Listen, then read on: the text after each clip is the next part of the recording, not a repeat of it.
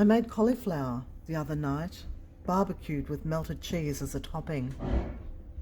I'm walking through my house. I'm in the middle of renovations and living in 2 rooms during this time. It's all disordered. The laundry has become the washing up area, the living room has become a kitchen, and the veranda houses the cooking equipment. I've placed a microwave and a barbecue on the preparation bench. When I stand at the bench on the veranda chopping vegetables, I look directly out into the street. Only a thin, clear plastic blind separates me, and I feel exposed and on show, as if I'm entertaining the neighbours as they walk past me with their dogs.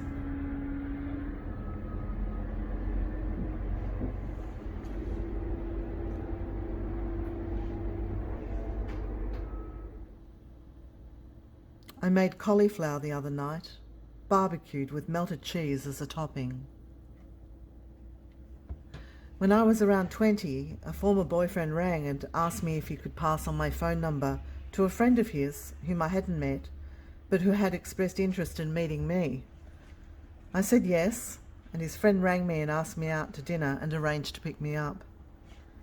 He came by, and we drove, and eventually I asked him where we were going.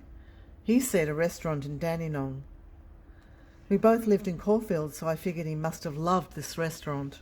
So I asked him had he been there before, and he said no. It was a 40-minute drive, yet he barely spoke to me. I wanted to break the silence, so I created conversation, but it ended up a monologue. At the restaurant, we looked at our menus, and I ordered, and then he ordered exactly the same as me. I asked him if he really liked camembert, as that was one of the dishes, and he said not really, but that was the one that we'd chosen. He insisted on paying, and then on the drive back home, he told me that he chose the restaurant because he had a 2-for-1 voucher, but that he had to order 2 of the same meal. As I was a vegetarian and he preferred to eat meat, I realised he'd eaten food that he didn't like. I didn't see him again, and thankfully he never called me.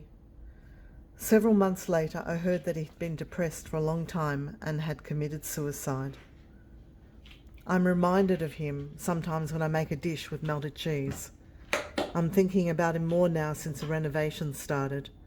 The disordered rooms, the exposed walls, the missing household items. As each room is renovated, I pack them up and unpack and put them down in some other room, not in the right place or order, a sense of disorientation and displacement, always looking, yet cannot find them.